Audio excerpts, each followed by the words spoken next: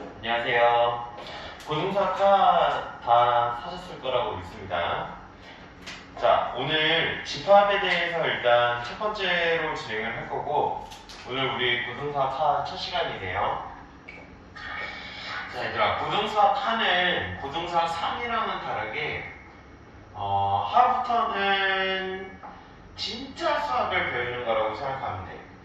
자, 고등사 상에서는 사실은 이제 앞으로 우리가 배워야 되는 2차 방정식, 3차 방정식, 아니면은 여러 가지 원의 방정식, 이런 것들을 이제 어떻게 다뤄야 되냐라는 부분을 먼저 이제 배우는, 기술적으로 배우는 부분이고, 고등수학 하부터는 오히려 지금 페이지 잠깐 펴보신 분들은 아시겠지만, 오히려 뭐 계산이나 이런 것들은 그렇게 많지는 않아요.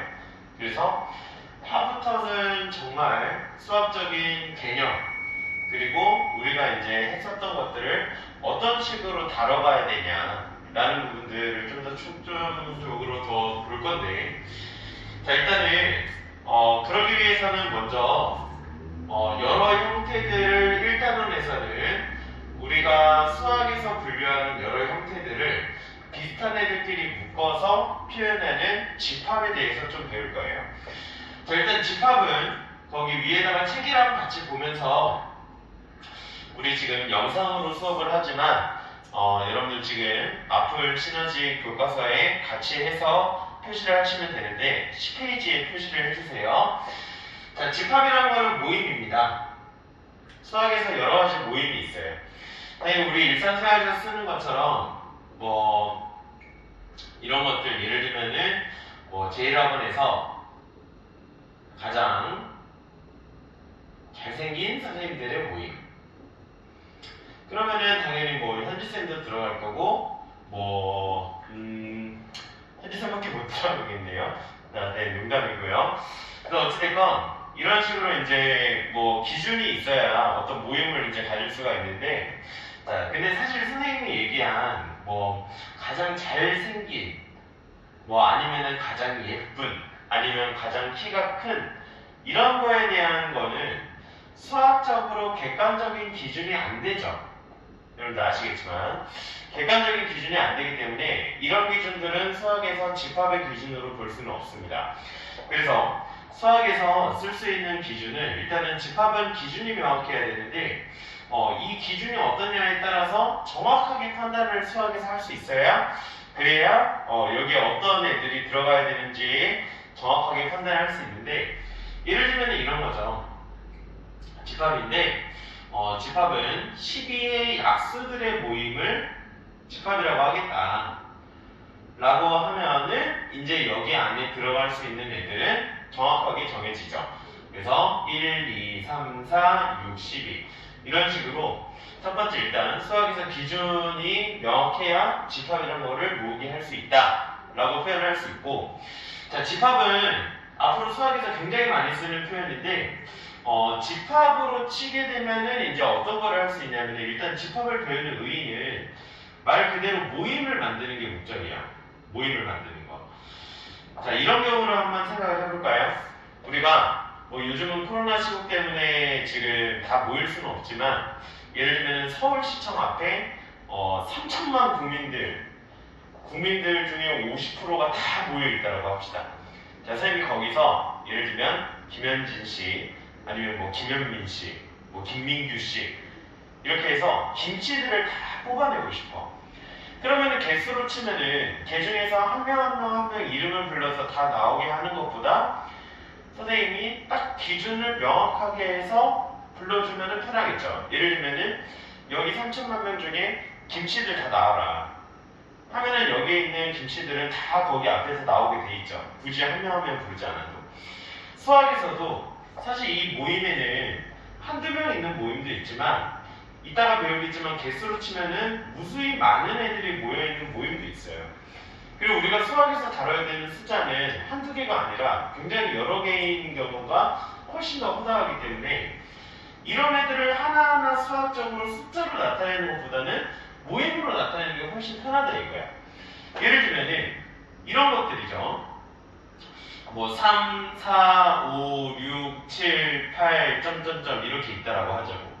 자, 그러면 얘들아, 여러 가지 기준으로 이런 애들을 이제 판단을 할 수 있는데, 일단 얘네들 같은 경우에는 3보다 이상인, 3보다 큰 자연수들의 모임이다라고 우리가 볼 수 있는데, 이런 것들도 이따가 뭐라고 쓸 거냐면은, x들이 모여라. 근데 x는 3 이상의 뭐 자연수들을 다 모아라. 이런 식으로 우리가 이런 여러 숫자들을 굳이 쓸 필요 없이 이런 식으로 나타낼 수 있다는 겁니다.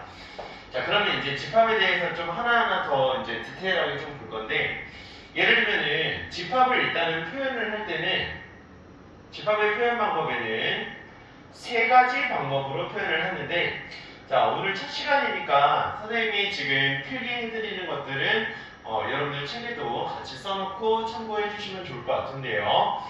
자, 일단 집합을 표현할 때는 세 가지 방법 중에 하나로 표현을 합니다. 자, 기본적으로는 선생님이 지금 대충 쓴 것처럼 우리 초등학교 때 배웠던 중괄호 표현을 이용해서 일단 집합을 표현을 하고요. 그래서 예를 들면 집합을 표현을 할 때 1, 2, 3, 4, 6, 10이다. 이렇게 해가지고 이렇게 나열을 하는 건데, 자, 일단 이 집합 안에 들어가는 이런 하나하나의 요소들을 우리는 뭐라고 부르냐면은 이 집합의 원소들이다 라고 불러요. 그리고 선생님도 영어를 잘 못하지만 일단 영어로 엘리멘트라고 한다고 합니다. 이따가 왜 선생님이 지금 원소를 영어로 표현했는지 이따 기호를 보시면 알게 될 거고요.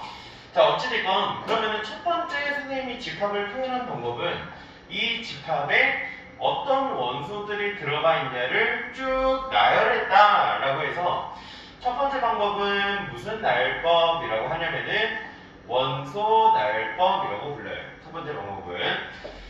자, 두 번째는 어떤 표현 방법도 있냐면은, 두 번째는 여기에 x들이 들어가 있다. 그런데 그 x들로 말할 것 같으면, 이렇게 해서 이제 표현을 하는 건데, 여기 지금 막대기로 표현한 거는 말 그대로 우리말로 응격하면은 막대기라고 부르고, 대신 영어로는 바라고 부르시면 됩니다.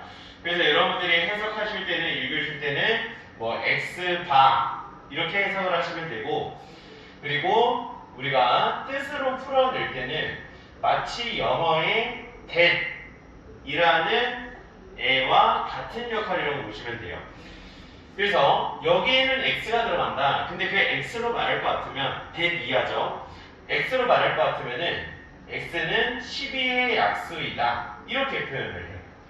그래서 12의 약수들에 해당되는 x값을 다 찾아라 라고 여러분들한테 조건만 제시를 해주고, 여기 안에 누가 들어가는지는 우리가 찾아야 되는 이런 방법을 두 번째 조건 제시법이라고 부릅니다. 아무래도 원소들에 누가 들어가 있다 이렇게 해서 다 표현을 해주는 것보다는 조건 제시법으로 주는 경우가 훨씬 더 허다하겠죠, 수학에서. 자, 마지막 세 번째 경우 보겠습니다. 세 번째 경우는 A라는 집합 안에 1, 2, 3, 4, 6, 12 이런 애들의 원소가 있습니다. 이렇게 이제 그림으로 표현을 하는 방법인데, 자, 이 그림으로 표현할 때는 주의해야 될 점이 여기에, 자, 오늘 첫 시간이니까 아까 선생님이 원소나열법으로 쓸 때는 여기 중간중간에 쉼표를 다 찍어줬죠. 얘도 있고 얘도 있고 얘도 있고 이런 뜻이 있는데, 여기 선생님이 세 번째에서 그림으로 나타내는 이 방법일 때는 여기에 절대 컴마를 찍으시면은 안 됩니다. 꼭 알아두시고요. 그리고 여기에 무슨 뭐 작은 순서부터 해가지고 큰 순서대로 써야 되고, 반드시 뭐 왼쪽에 써야 되고 오른쪽에 써야 되고 하는 것도 없어요. 그냥 여러분들 편하신 대로 쓰시고 싶은 대로 쓰시면 되는데, 자, 일단 이 세 번째로 표현하는 방법을 우리 예전 수학자인 댄이라는 사람이 만든 도표다. 근데 도표를 영어로 다이어그램이라고 하잖아요, 얘들아. 그래서 세 번째 표현 방법은 벤 다이어그램이라고 부릅니다. 벤 다이어그램. 사실 뭐 벤 다이어그램이 별거 아닌 것 같지만, 나중에 이제 두 번째 시간, 세 번째 시간에 배우다 보면은 벤 다이어그램으로 풀어야 되는 경우가 상당히 많아요. 그리고 웬만한 집합의 표현에 곧 있으면 배울 이제 연산관계라든지 여러 가지 법칙들도 있는데 그거를 설명할 때 벤이라는 사람이 만든 적이 없었으면은 표현을 하거나 정립하기가 쉽지 않은 부분이 분명히 있으니까 여러분들 일단 세 가지 표현이 있다 이렇게 알아두시면 됩니다. 자, 그러면 이 표현에 이어서 아까 선생님이 얘기했던 A라는 집합에 대해서 다시 한번 써볼게. 자, 이번에는 조금 바꿔볼까? A라는 집합에는 X가 들어가 있는데 X는 6의 약수라고 가정을 한번 해볼게. 자, 그럼 선생님이 지금 쓴 거는 다 같이 무슨 제시법이라고 하죠? 조건 제시법이라고 하죠. 이 조건 제시법 안에 들어가는 원소들을 쭉 나열해봅시다. 1, 2, 3, 6 이렇게 얘기했죠. 자, 그리고 두 번째 쓴 거는 원소 나열법이라고 합니다. 자, 그럼 만약에 이런 상황이라고 했을 때 우리는 집합의 포함 관계를 또 우리가 나타내는 방법을 또 일단 처음에는 알아야 되는데, 자, 여기 안에 들어가 있는 애들은 아까 선생님이 뭐라고 했죠? 원소라고 그랬죠, 그렇죠? 자, 그래서 우리는 어떻게 표현하냐면은 여기에 들어가 있는 1이라는 원소는 A라는 집합에 포함되는 원소입니다. 이렇게 표현해요. 그래서 선생님이 가끔 수업하다가는 삼지창 있잖아, 얘들아. 삼지창. 끝이 이렇게 세 개로 뾰족한 창이라고 해서 삼지창이 있는데 선생님이 삼지창이라고도 보통 읽을 수 있지만 일단 어원의 유래로는 아까 선생님이 원소를 영어로 엘리멘트라고 했죠. 그래서 앞에 맨 앞글자인 대문자 2를 찌그러뜨려서 쓴 거라고 보면 돼요. 그래서 이 삼지창 기호는 원소한테만 써주는 표현이에요. 아시겠죠? 원소. 자, 그럼 이런 표현들 다 가능하겠네요. 2라는 원소도 A에 들어가고요. 3이라는 원소도 A에 들어가는데 7이라는 원소는 A에 들어가 안 들어가? 그치? 안 들어가면은 짝대기만 그어주면 됩니다. 알겠죠? 자, 그래서 여기 안에 이런 식으로 들어갈 수 있는 건데 그럼 바로 응용을 해보면은 여러분들 마플 책에 이런 문제들이 있을 겁니다. 1, 2, 아직 배우진 않았어요. 이런 기호도 있고요. 아니면 중괄호 1, 이런 기호도 있습니다.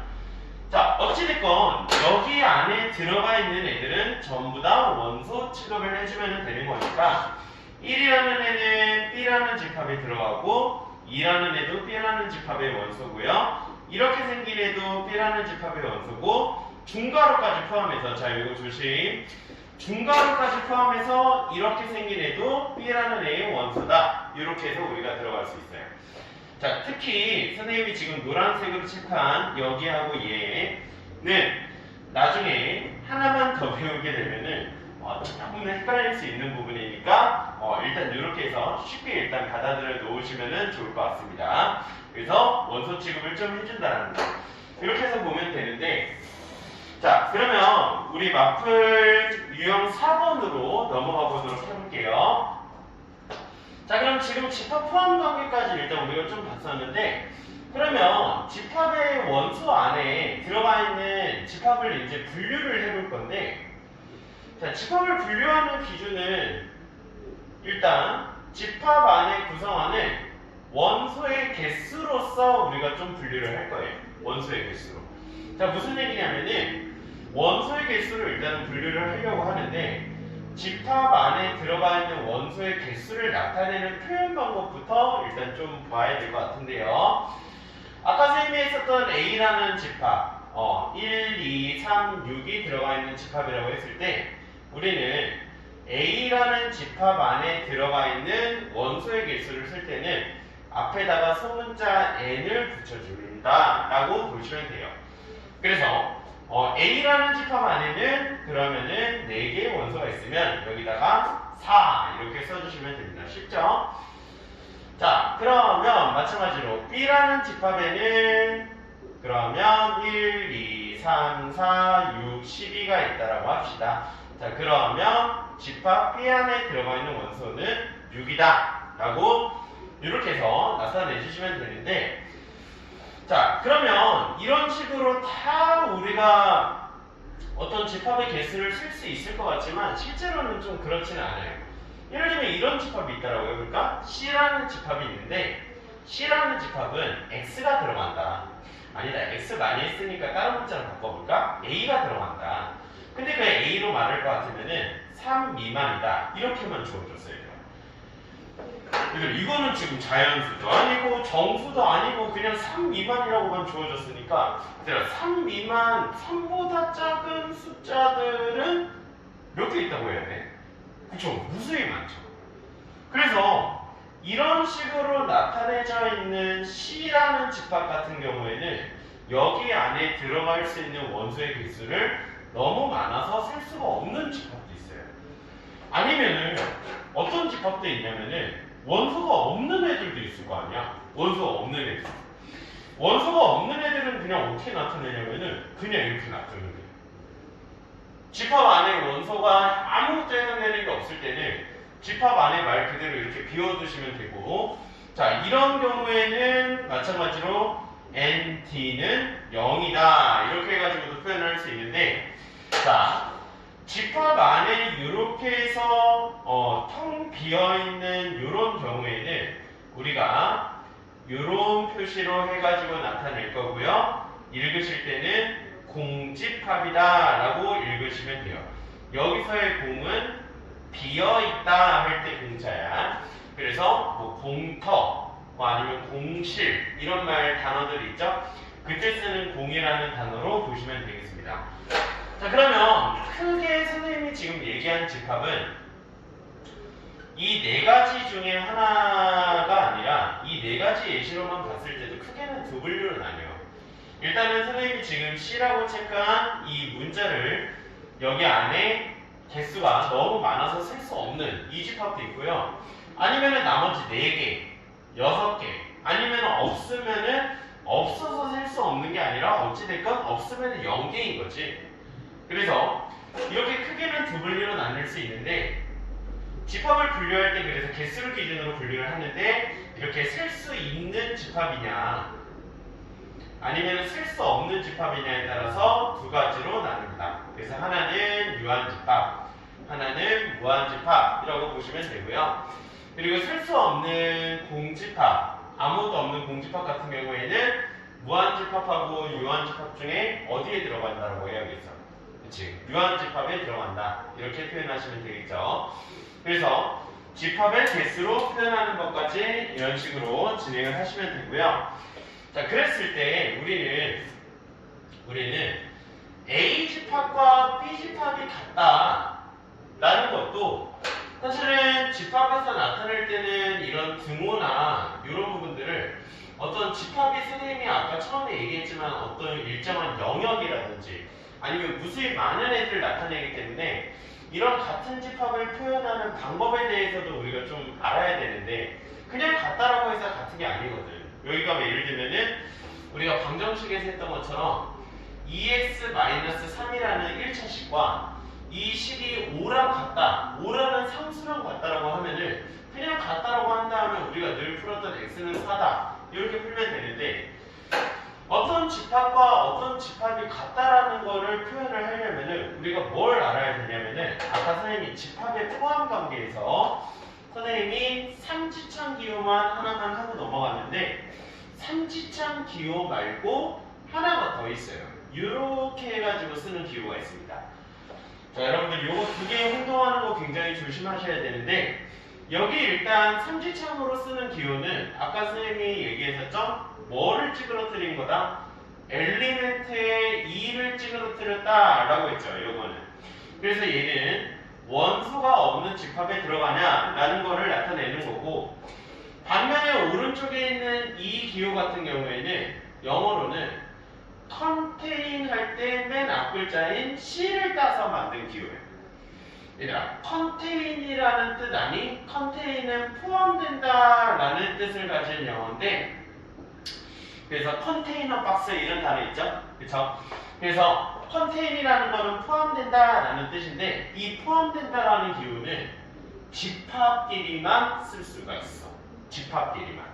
자, 그럼 선생님이 여기 밑에 거 조금만 지워볼게. 자, 이렇게 한번 해보자. 자, 아까 1이라는 원소는 A에 들어갔고요. 그리고 6이라는 원소도 A에 들어갔습니다. 자, 근데 7이라는 원소는 A에 안 들어갔어요. 그래서 굳이 선생님이 이렇게 좀 쓰자면은 여기 네모, 여기 세모, 그리고 여기에 엘리멘트 기호 이렇게 해서 표현할 수 있는데 여기 오른쪽에 세모 자리에는 누가 들어갔어야 되냐면 집합 표현이 들어갔어야 되고요. 자, 선생님 지금 얘기하는 거 잘 들으셔야 됩니다.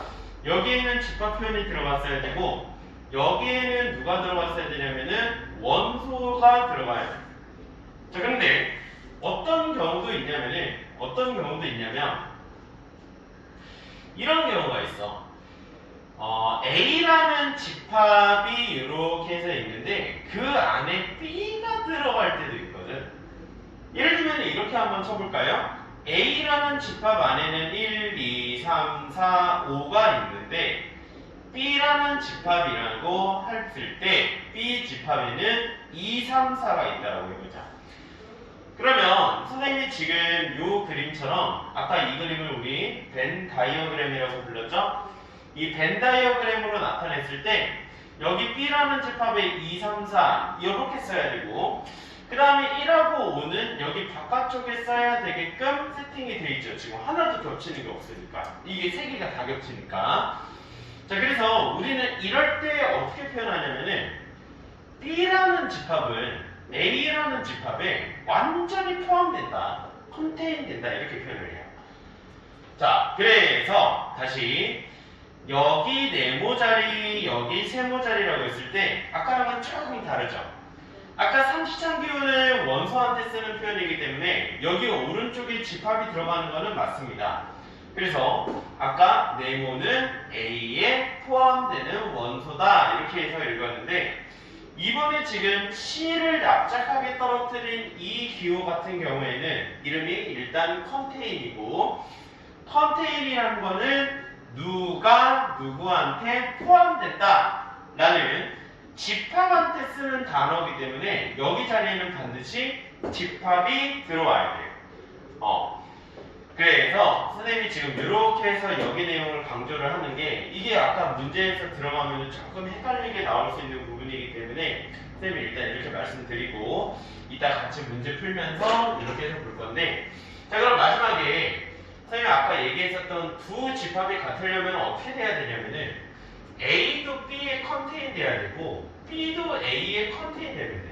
내가 너한테 포함이 되고 너가 나한테 포함된다고 하면은 니랑 나랑 같은 거다 이런 뜻이죠. 뭔가 이제 좀 이상할 수 있지만 자, 이런 경우라고 한번 해봅시다. A라는 집합에는 1하고 2가 있고요.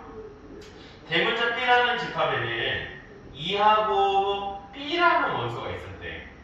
근데 A가 B에 컨테인 되고 B도 A에 컨테인 된다라고 쳐. 자, A도 B에 컨테인 되고 B도 A에 컨테인 된다는 얘기는 서로가 서로한테 컨테인 된다는 얘기니까 서로 어떠한 얘기다. 그치? 같다는 얘기고 그러면은 결국엔 A하고 B라는 집합 자체가 같아야 되니까 여기 2가 들어가 있으면 오른쪽의 집합도 2가 들어가 있어야 되고 여기에 A가 들어가 있으면 오른쪽의 집합도 1이 들어가 있어야 되는데 여기 오른쪽에 B가 들어갔으니까 B는 몇이다? 1이다. 이렇게 부를 수 있다는 거죠. 자, 그래서 이게 일단 집합의 첫 타임에서 일단 기본적인 표현에 대해서 이제 우리가 같이 선생님이랑 같이 다룰 건데 여기까지 해당되는 부분들이 지금 마플 시너지 12페이지까지만 해당이 되는 거기 때문에 우리 한번 여기까지 선생님이 지금 한 설명을 토대로 같이 한번 봐보도록 하겠습니다.